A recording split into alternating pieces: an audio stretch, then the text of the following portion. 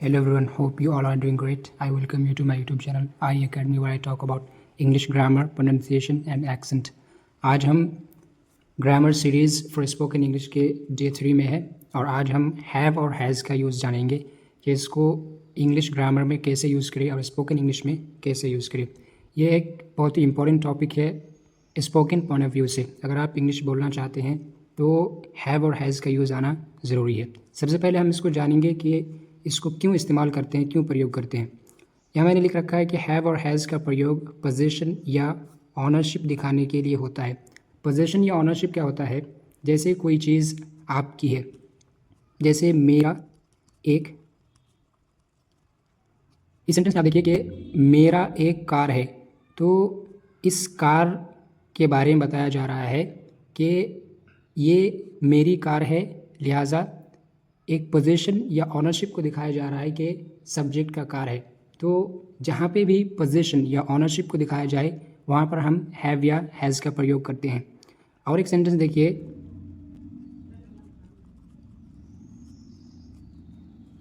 मेरा 2 भाई है। यहाँ पर पोजीशन को दिखाया जा रहा है मेरे बारे में कि मेरे पास क्या है, 2 भाई है। तो हम यहाँ पर हैव या हैज़ का प्रयोग करेंगे। अब हैव या हैज़ का प्रयोग किसके साथ होता है? सबसे पहले देखिए कि हैव का प्रयोग आई, वी, दे, यू और प्लूरल नाउन्स के साथ होता है। आई के साथ हम प्रयोग करेंगे तो हैव का प्रयोग करेंगे। अगर सब्जेक्ट वी हो तो भी हैव का प्रयोग करेंगे, यू हो तो भी हैव का प्रयोग करेंगे, या कोई प्लूरल नाउन हो जैसे माई फादर्स। एक क्या है? फादर एक क्या है? प्लूरल नाउन है। फादर्स एक प्लूरल नाउन है, तो हम इसके साथ क्या करेंगे? हैव का प्रयोग करेंगे। इसी तरीके से टीचर्स एक प्लूरल नाउन है, तो इसके साथ हैव का प्रयोग। इसी तरह जितने भी प्लूरल नाउन्स है सबके साथ हम हैव का प्रयोग करेंगे और आई, वी, दे, यू के साथ हैव का प्रयोग। अब हैज़ का प्रयोग किसके साथ होगा? हैज़ का प्रयोग ही, शी, इट और सिंगुलर नाउन्स के साथ। ही के साथ हम हैज़ का प्रयोग, शी के साथ हैज़ का प्रयोग, इट के साथ हैज़ का प्रयोग और सिंगुलर नाउन्स, जो भी नाउन सिंगुलर हो। जैसे यहाँ पर टीचर, टीचर्स एक प्लूरल नाउन है, हम इसको अगर सिंगुलर बना देते हैं टीचर, तो अब यहाँ पर टीचर एक सिंगुलर नाउन है तो इसके साथ हैज़ का प्रयोग। इस तरह फादर, FATHER, इसके साथ भी हैज़, क्योंकि ये सिंगुलर नाउन है। जो भी नाउन सिंगुलर हो उसके साथ हम क्या करेंगे? हैज़ का प्रयोग करेंगे। और ही, शी, इट के साथ हैज़ का। जैसे राम एक सिंगुलर नाउन है तो इसके साथ क्या हो जाएगा? हैज़। हैव का प्रयोग प्लूरल नाउन या आई, वी, दे, यू के साथ, और हैज़ का प्रयोग singular noun he, she, it के साथ। अब आइए एग्जाम्पल के थ्रू इसको समझने की कोशिश करते हैं कि आई हैव अ न्यू लैपटॉप। इस सेंटेंस में आप देखिए कि आई सब्जेक्ट है, तो आई सब्जेक्ट है, इसके साथ क्या यूज़ होगा? हैव। हमने हैव यूज़ किया। अब यहीं पे अगर राम आ जाता तो हम क्या यूज़ कर देते? हैज़, क्योंकि राम एक सिंगुलर नाउन है और सिंगुलर नाउन के साथ हम क्या यूज़ करते हैं? हैज़ का प्रयोग करते हैं। आई है, आई के साथ हैव का प्रयोग, आई हैव अ न्यू लैपटॉप। मेरे पास एक नया लैपटॉप है। अब इसका ऑनरशिप दिखाया जा रहा है इस सब्जेक्ट का कि इसका अधिकार इस लैपटॉप पर है। अधिकार वाले सेंटेंस में हम क्या यूज़ करते हैं? हैव या हैज़। जो भी सेंटेंस में अधिकार बताया जाए सब्जेक्ट के बारे में, जिस भी सेंटेंस में सब्जेक्ट के अधिकार को दिखाया जाए उस पर हम क्या यूज़ कर देंगे? हैव या हैज़ का यूज़ करेंगे। जैसे यहाँ देखिए ही हैज़ अ नोटबुक, उसके पास एक कापी है, तो इस ही का अधिकार है इस कापी पर। यह सब्जेक्ट है और इसका अधिकार इस कापी पर है, तो हम हैव या हैज़ का प्रयोग करेंगे। और हैज़ का क्यों? इस वजह से कि ये ही एक सिंगुलर सब्जेक्ट है। यहाँ पर देखिए हैज़ का प्रयोग ही, शी, इट या सिंगुलर नाउन्स के साथ, तो यहाँ ही आया है तो हम क्या यूज़ करेंगे? Has. He has a notebook. आइए अब कुछ हिंदी सेंटेंस देखते हैं जिनका इंग्लिश में ट्रांसलेट करेंगे। सबसे पहला सेंटेंस है मेरे पास एक कलम है। तो मेरे पास ये क्या हो गया? मेरा एक सब्जेक्ट, आई यहाँ पे सब्जेक्ट। अब मेरा अधिकार बताया जा रहा है इस कलम पर, तो हम हैव या हैज़ का प्रयोग करेंगे। अब सब्जेक्ट बनेगा आई, तो इसके साथ हम क्या प्रयोग करेंगे? Have. I have a pen. मेरे पास एक कलम है। उसके पास 2 किताबें हैं। उसके पास, तो सब्जेक्ट है ही, इस ही का अधिकार इन 2 किताबों पर बताया जा रहा है, तो हैव या हैज़ का प्रयोग। He has 2 books. अब इजीली आप इस तरीके से हिंदी से इंग्लिश ट्रांसलेट कर सकते हैं और हैव या हैज़ का प्रयोग कर सकते हैं। अब आइए जानते हैं कि इसको निगेटिव में कैसे यूज़ करें।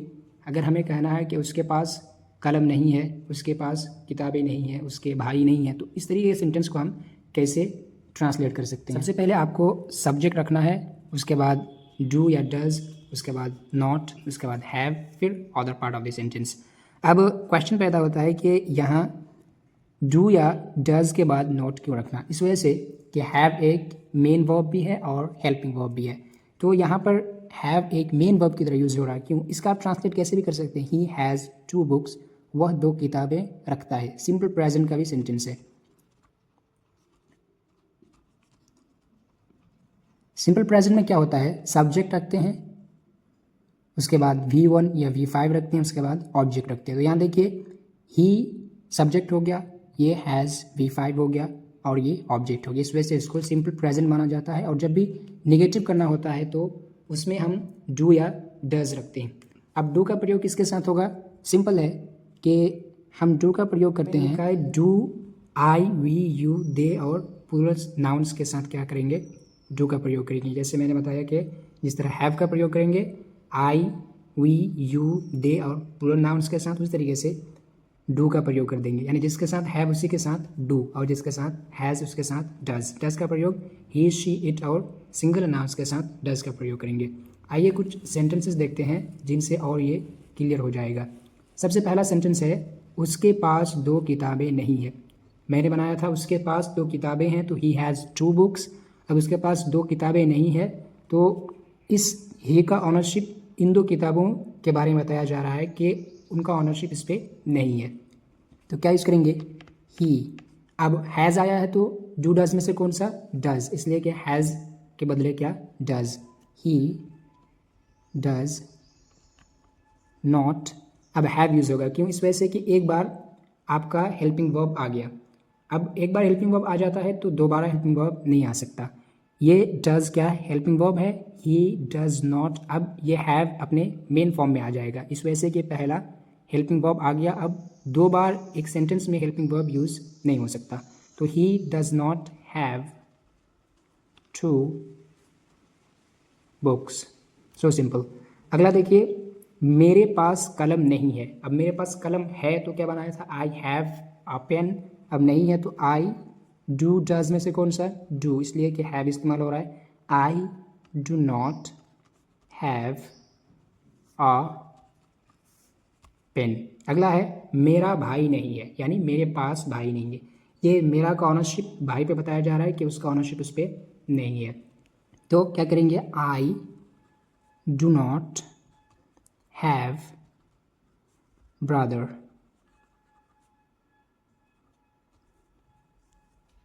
अब आइए जानते हैं कि इसको इंट्रोगेटिव में कैसे चेंज करें। कि अगर कहना हो कि क्या आपके पास टाइम है, क्या आपके पास भाई है, क्या आपके पास कलम है, तो सिंपल हम क्या करेंगे, सिर्फ और सिर्फ इंट्रोगेटिव बनाने के लिए हेल्पिंग वर्ब को शुरू में रख देंगे। तो क्या हो जाएगा, इंट्रोगेटिव। स्ट्रक्चर बनेगा